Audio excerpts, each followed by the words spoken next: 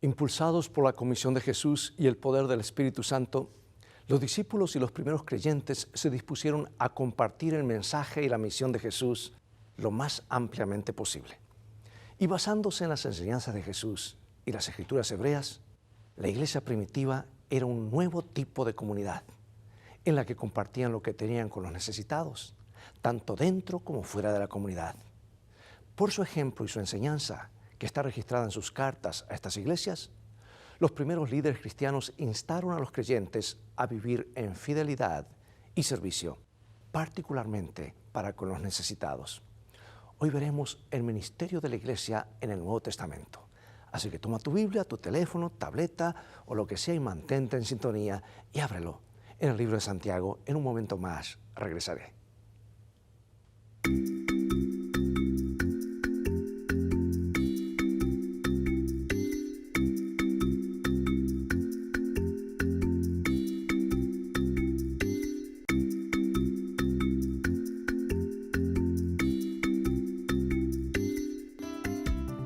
Lecciones de Vida, un estudio semanal de las lecciones de la Escuela Sabática. Nuestro versículo central está en Santiago capítulo 1, versículo 27, y nos dice así: La religión pura y sin mácula delante de Dios el Padre es esta: visitar a los huérfanos y a las viudas en sus tribulaciones y guardarse sin mancha de este mundo. Los versículos conocidos como la Gran Comisión en San Mateo 28, 18 al 20, se encuentran entre los más conocidos de la Biblia, al menos para los cristianos. Y estos textos han sido descritos a menudo como nuestra declaración de misión y han sido la inspiración para todo tipo de proyectos de misión y evangelización. De hecho, inspirados por esos textos, los cristianos han viajado por todo el mundo para difundir el Evangelio, a veces con un gran costo personal. Pero, ¿qué dijo Jesús en la Gran Comisión? ¿Qué es lo que realmente dijo? Dijo hacer discípulos, bautizar y enseñar a la gente a guardar todas las cosas que os he mandado. Y como hemos visto, gran parte de lo que Jesús nos ordenó tiene que ver con el cuidado de los necesitados, los que sufren, los que no pueden cuidarse de sí mismos. Necesitamos recordar, amigo y amiga, hermano y hermana, que estas instrucciones dadas a los primeros discípulos de Jesús no eran una tarea tan nueva que digamos, algo que no hubieran escuchado o visto antes, sino más bien una continuación de la misión que Jesús ya había estado realizando entre ellos. Se puede ver en las vidas de la nueva comunidad de la iglesia que este aspecto de las enseñanzas de Jesús es parte del cumplimiento de la Gran Comisión. Veamos, por ejemplo, el surgimiento de una nueva clase de comunidad. Después de la ascensión de Jesús y de la venida del Espíritu Santo en Pentecostés, el número de creyentes creció rápidamente y dio origen a la iglesia primitiva, una nueva clase o comunidad de creyentes, seguidores de Jesús, que fue inicialmente dirigida por sus discípulos originales. Sin embargo, esta nueva comunidad no fue algo que desarrollaron entre ellos, no fue solamente algo que ellos mismos hicieron, sino que se construyó sobre las enseñanzas y el ministerio de Jesús. Y se basó en una larga historia de las Escrituras hebreas y de los profetas. Notemos qué elementos claves identificas en estas descripciones de la comunidad de la iglesia primitiva. Veamos qué hacían ellos y cómo nosotros podemos hacer lo mismo hoy al acercarnos al regreso de Jesús. Hechos capítulo 2, versículos 42 y luego Hechos 4, 32 en adelante. Y perseveraban en la doctrina de los apóstoles, en la comunión unos con otros, en el partimiento del pan y en las oraciones. Y sobrevino temor a toda persona, y muchas maravillas y señales eran hechas por los apóstoles. Todos los que habían creído estaban juntos y tenían en común todas las cosas, y vendían sus propiedades y sus bienes y los repartían a todos según la necesidad de cada uno. Y perseverando unánimes cada día en el templo, y partiendo el pan en las casas, comían juntos con alegría y sencillez de corazón, alabando a Dios y teniendo favor con todo el pueblo. Y el Señor añadía cada día a la iglesia los que habían de ser salvos. Y la multitud de los que habían creído era de un corazón y un alma, y ninguno decía ser suyo propio nada de lo que poseía, sino que tenían todas las cosas en común. Y con gran poder los apóstoles daban testimonio de la resurrección del Señor Jesús, y abundante gracia era sobre todos ellos. Así que no había entre ellos ningún necesitado, porque todos los que poseían heredades o casas las vendían y traían el precio de lo vendido y lo ponían a los pies de los apóstoles. Y se repartía a cada uno según su necesidad. Entonces José, a quien los apóstoles pusieron por su sobrenombre Bernabé, que traducido es hijo de consolación, levita, natural de Chipre, como tenía una heredad, la vendió y trajo el precio y lo puso a los pies de los apóstoles. Qué descripción tan práctica de lo que es el Evangelio en el primer siglo. Si bien parece que los israelitas jamás vivieron plenamente según el modelo para una sociedad justa y generosa, la comunidad de la iglesia primitiva tomó muy en serio la instrucción de que no hay gente pobre entre ustedes. Y una de las formas de expresión de su fe fue compartir sus recursos materiales. Incluso vender tierras y contribuir con los fondos recaudados para satisfacer las necesidades de sus hermanos en la fe y para ser una bendición para los que estaban fuera de la comunidad incipiente. En particular, a través del ministerio de la sanación o interesarse por los demás en sus necesidades. Sin embargo, esta comunidad no era una sociedad utópica en forma alguna que uno pueda imaginarse, no, era práctica. Y a medida que aumentaba el número de creyentes, crecían las tensiones por la administración de estos recursos, particularmente en relación con la distribución diaria de alimentos a las viudas. Y los discípulos, que eran los líderes naturales del grupo, querían concentrarse en la predicación del Evangelio y para eso fueron llamados, para predicar el Evangelio. Así que para abordar con la situación que se les presentaba, necesitaban ahora reorganizarse. Entonces se designaron 7 personas para que se concentraran en los asuntos prácticos de la comunidad de la iglesia. Esta fue quizás el primer reconocimiento de los diferentes ministerios y habilidades que se ejercían en la iglesia. Y al mismo tiempo mostró la importancia del ministerio práctico para la vida de la iglesia y su testimonio. Leo lo que comenta Ellen White en el libro de Hechos de los Apóstoles comentando este incidente. Dice: los mismos principios de piedad y justicia que debían guiar a los gobernantes del pueblo de Dios en el tiempo de Moisés y de David, habían de seguir también aquellos a quienes se les encomendó la vigilancia de la recién organizada Iglesia de Dios en la dispensación evangélica. O sea que el plan de Dios ha sido siempre el mismo, no ha cambiado, solamente que ha sido descuidado por algunos, pero aquellos que lo ponen en práctica realmente están encaminados en la dirección correcta, siguiendo la voluntad del Señor. Trata de imaginarte cómo habrá sido esa comunidad primitiva. Y ahora viene la reflexión: ¿cómo podemos reflejar esos mismos principios hoy? ¿Será posible? Claro que sí. Aquí hay un ejemplo sobresaliente de alguien que se destacó en el ministerio del testimonio, y fue Dorcas. Oh, qué persona tan dedicada a los demás, qué persona que realmente había nacido de nuevo.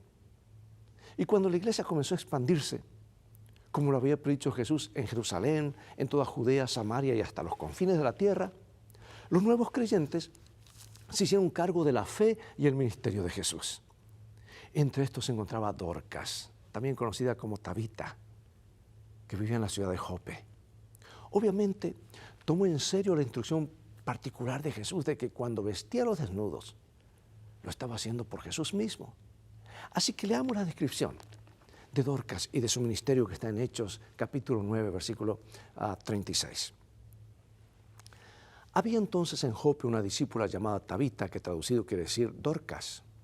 Esta abundaba en buenas obras y en limosnas que hacía. ¿Cómo podrían describirse tu vida y tu ministerio en un formato similar al de este versículo? Y es más, cuando te vayas, o yo me vaya a este mundo, ¿cuál será el epitafio más claro que te describe a ti y a mí? ¿Cómo te gustaría que se te describiera? Bueno, parece que el ministerio de Dorcas fue tal que su descripción como discípula y su fidelidad, energía y foco en los demás fue reconocido incluso más allá de su ciudad natal. Resulta que Pedro estaba visitando la ciudad vecina de Lidia Y la gente de Jope le pidió que fuera por causa de la muerte prematura de Dorcas. Y al llegar a Jope, Pedro fue recibido por muchas de las personas a las que Dorcas había ayudado en su trabajo por los pobres. Le mostraron la ropa que ella había hecho y sin duda le contaron muchas historias de cómo los había ayudado a ellos y a otros. El hecho de que Pedro orara por Dorcas y que Dios la devolviera a la vida no garantiza, por supuesto, que la vida siempre le funcionara bien a los que dedican su vida a servir a los demás. Dorcas murió. Pero al fin y al cabo, Dorcas ya había sufrido enfermedad y muerte, y Esteban, uno de los primeros diáconos nombrados para asistir a las viudas en la iglesia, se había convertido en el primer mártir. Por eso quiero decir algo claro, hermano y hermana. Dios nos llama a ser fieles en las buenas y en las malas. Estamos en territorio del enemigo y el mal va a venir a los hijos de Dios como también a los impíos. Y Dios hace salir su sol sobre justos e injustos. Pero una cosa es cierta, todo lo que hacemos por Dios queda registrado y Dios lo tiene en cuenta. A mí lo hicisteis. Somos salvos por la fe, pero somos juzgados por nuestras obras. Y una vida de servicio no es un camino llano, a veces incluso puede ser el camino más áspero. Sin embargo, en esta historia, Dios se valió del reconocimiento de su amor y poder tanto en la vida como en la muerte de Dorcas, como para causar un fuerte impacto en las personas de Jope. Dice que esto fue notorio en toda Jope y muchos creyeron en el Señor. Bueno, apliquemos eso a nuestra vida. Si tú murieras, ¿tu labor se lamentaría y extrañaría como se lloró y extrañó el ministerio de Dorcas? ¿O estarían algunas personas agradecidas? ¿Qué podemos hacer para dejar un mejor legado de servicio? ¿Qué habilidades prácticas tienes como el talento de Dorcas para confeccionar prendas que podrías usar en el servicio a los demás o alguna otra cosa o tu profesión para servir a los demás? Veamos la dadivosidad como forma de compartir. Después de su conversión, el apóstol Pablo tomó para sí la misión de llevar el evangelio al mundo gentil. El éxito que Dios le otorgó generó interrogantes significativos sobre la relación entre las raíces judías de la fe cristiana que estaba surgiendo y los nuevos seguidores gentiles de Jesús. Y ahora un consejo de líderes cristianos judíos y también gentiles se reúne en Jerusalén para discutir el asunto y buscar la guía de Dios en relación con estas complejas cuestiones de judíos, gentiles, etcétera, y si podían juntarse o no, y si el evangelio tenía que ir más allá o no. Y la reunión y sus resultados se registran en Hechos capítulo 15.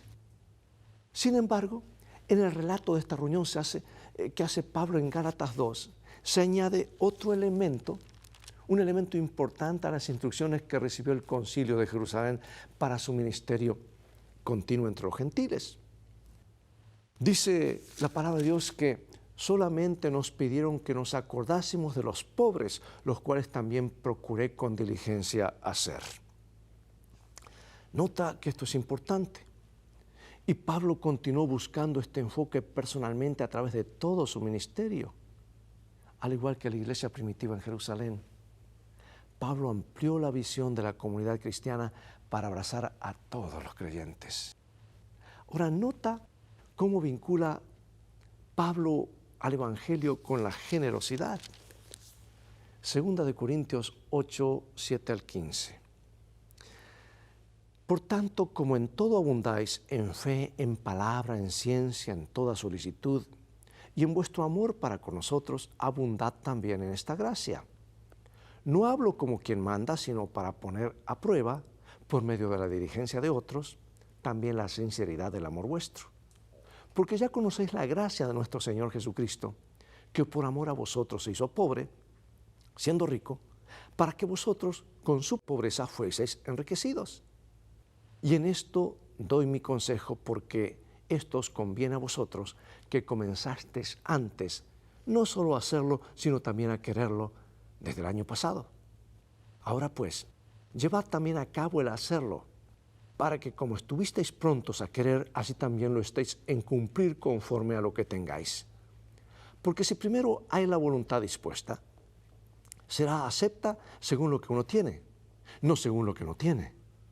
Porque no digo esto para que haya para vosotros holgura y para vosotros estrechez, sino para que en este tiempo, con igualdad, la abundancia vuestra supla la escasez de ellos, para que también la abundancia de ellos supla la necesidad vuestra, para que haya igualdad, como está escrito, el que recogió mucho no tuvo más, y el que muy poco no tuvo menos.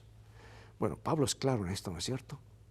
Él también utilizó dos referencias del Antiguo Testamento para instar a los creyentes a la generosidad y al cuidado de sus hermanos creyentes que estaban en circunstancias muy difíciles. Acuérdense, el primer siglo fue un siglo muy difícil, especialmente para los cristianos, rechazados por los judíos, rechazados por los paganos. Y aquí citó la historia de la generosa provisión de Dios al dar el maná a los israelitas en el desierto como un modelo de dar y compartir en la comunidad eclesial más amplia. En otras palabras, ser una fuente de bendiciones para los demás. Y también él citó el Salmo 112, dice, repartió, dio a los pobres, su justicia permanece para siempre.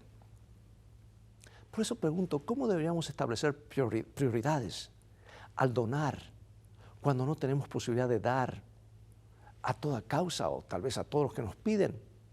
O toda la necesidad que se nos presenta. ¿Cómo debemos nosotros priorizar eso en nuestras vidas y como iglesia y ser una diferencia en la vida de los demás?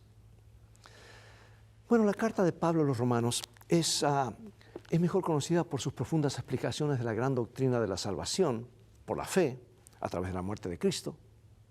Pero después de 11 capítulos de tal enseñanza hay un cambio de énfasis.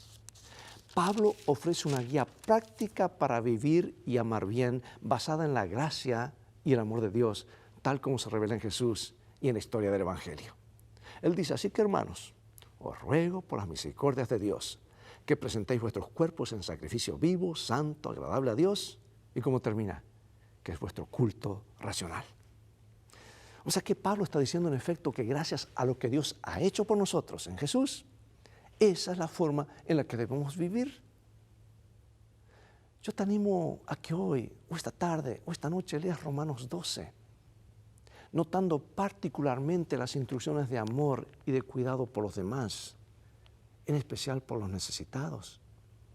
Porque en cierto sentido Romanos 12 actúa como un resumen de muchos de los temas a los que Pablo les presta más atención en algunas de sus otras cartas. Porque habla sobre los diferentes roles y dones dentro del cuerpo de la iglesia, que es el cuerpo de Cristo, que incluye servir y alentar a los demás y dar con generosidad. Pero no solo se deben hacer estas cosas, además se deben hacer el bien con entusiasmo y sobre todo con amor. Y recuerda lo que he dicho antes, hay dos verbos que se conjugan juntos, amar y dar. De tal manera amó que dio. Y Pablo describe en términos prácticos en qué consiste este tipo de vida. Y él insta a los creyentes a ser pacientes en las dificultades y en la persecución de la cual eran ellos objeto o eran foco, a cuidar de los necesitados, a ser pacificadores donde sea y cuando sea posible, como lo hemos visto anteriormente, a responder al mal y a la injusticia con bondad, a superar el mal haciendo el bien. ¿Sabes que este capítulo describe lo que significa vivir como una persona nueva? Sirviendo a Dios en forma individual y como parte de una comunidad de fe. Recuerda este capítulo de Romanos. Pablo le dijo a estos nuevos seguidores de Jesús que sus vidas, sus prioridades y acciones deberían ser cambiadas como respuesta a lo que Jesús había hecho por ellos con su muerte en la cruz y la esperanza de la vida eterna. De tal manera amó que dio. Y cuando amamos realmente, vamos a estar dispuestos a dar lo mejor de nosotros. ¿Y cuánto dio Jesús? El 100%. Por eso alguien ha dicho, nunca somos tan parecidos a Dios como cuando damos. ¿Cómo estamos tú en relación a esto? Tú y yo en relación a esto. Al vivir como lo hacían en una sociedad opresiva, en una sociedad cruel, en el corazón mismo del Imperio Romano, Pablo los instruye para vivir de manera diferente. Él dice, no os conforméis a este siglo, les dijo, o sea, a la actualidad, sino transformaos por medio de la renovación de vuestro entendimiento. ¿Y cuáles son algunas de las actitudes y prácticas que debes resistir en tu comunidad para ayudarte a vivir y amar bien? ¿Cómo podemos hacer la diferencia como seguidor de Jesús en nuestra sociedad hoy. Pasemos ahora a lo que el apóstol Santiago o Jacobo, llamado el Justo, nos habla. La tradición cristiana sugiere que Santiago, el hermano o hermanastro de Jesús, se convirtió en el líder de la iglesia primitiva en Jerusalén y fue el Santiago que actuó como presidente del Consejo de Jerusalén. De ser así, es probable que él fuera el autor de la epístola que se conserva en la Biblia como el libro de Santiago, o San Jacobo, San Jacobo, como se dice.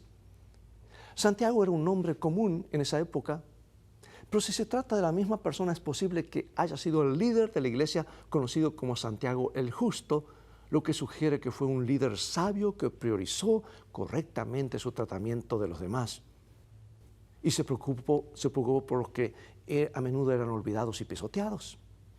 Y el libro que lleva su nombre ha sido descrito como el libro de Proverbios del Nuevo Testamento, centrado en la piedad práctica y en vivir sabiamente como seguidores de Dios. Enfatiza las obras nacidas de un corazón que ama. Y el autor de Santiago está ansioso por recordarle a sus lectores cristianos que fueran no solamente oidores engañándose a sí mismos, sino que fueran hacedores y que la religión que importa, que es pura y duradera a los ojos de Dios, está realmente enfocada en cuidar a los necesitados, a los oprimidos y resistir las influencias corruptoras de la sociedad que nos rodea. Bueno, yo quiero leerte varios versículos.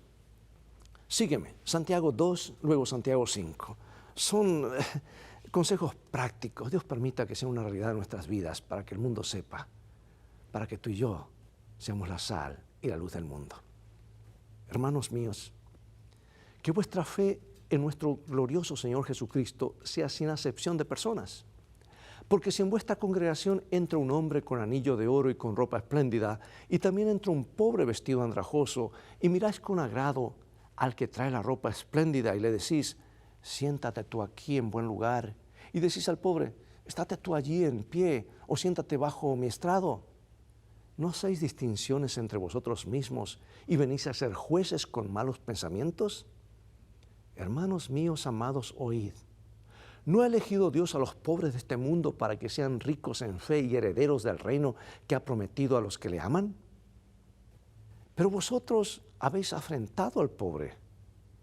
¿No os oprimen los ricos y no son ellos los mismos que os arrastran a los tribunales? ¿No blasfeman ellos el buen nombre que fue invocado sobre vosotros?